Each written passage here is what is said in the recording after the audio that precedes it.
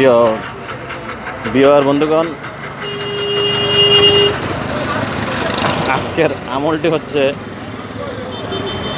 যদি কোথায় চলতে ফিরতে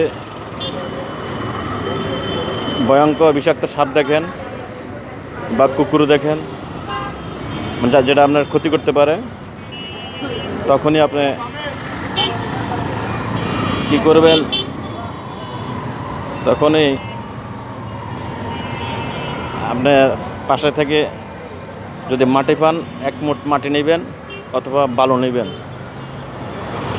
নেওয়ার পরে সংক্ষেপে দুরূদ শরীফ 3 বার সাল্লাল্লাহু আলাইহি ওয়াসাল্লাম সাল্লাল্লাহু আলাইহি ওয়াসাল্লাম পাঠ করে ওই মাটিতে ফুঁ দিবেন।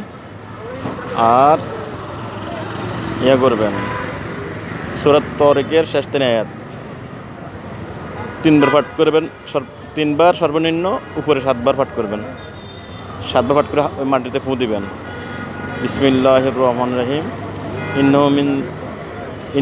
ইন্নাহুম ইয়াকিদুনা কায়দা ওয়া ইয়াকিদুনা কায়দা ফামাহিলিল কাফিরিনা আমনু দুয়াইদাও। এই আয়াতটারে 3 বার পাঠ করে বা 7 বার পাঠ করে ফুঁ দিবেন মাটিতে।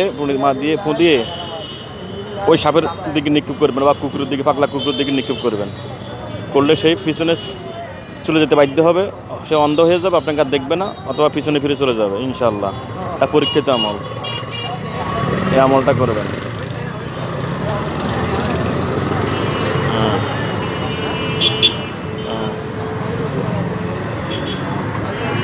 আমার তৌফিক ইল্লা বিল্লাহ ওয়া মা আলাইনা ইল্লা বালাগ। আর সবসময় হেফাজত থাকার জন্য ঘর থেকে যখন বাইরে হবেন, তখন বিসমিল্লাহি তাওয়াক্কালতু আলাল্লাহ লা হাওলা ওয়ালা কুওয়াতা ইল্লা বিল্লাহ 3 বার পাঠ করে বুকে ফুঁ দিবেন। এরপরে ঘর থেকে বাইরে হবেন, ইনশাআল্লাহ আল্লাহ পাক আপনাকে হেফাজত করবে।